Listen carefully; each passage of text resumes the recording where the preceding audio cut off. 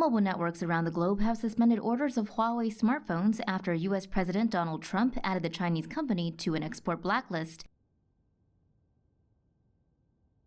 CNN reports Huawei is no longer allowed to use Google's Android system in its new devices. As a result, Huawei users won't be able to access apps that depend on Google, such as Gmail, YouTube, and Google Maps. The U.S. Commerce Department has issued a temporary reprieve to allow Google's Android system to service existing Huawei smartphones for the next 90 days. According to The Verge, major carriers in the UK, such as Vodafone and EE, have also suspended orders of Huawei devices.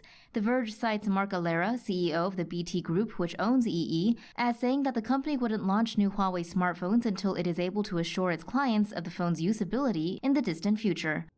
According to the Associated Press, Japanese mobile operator KDDI and Y Mobile have both said they will bring a halt to the launch of Huawei's newest smartphones.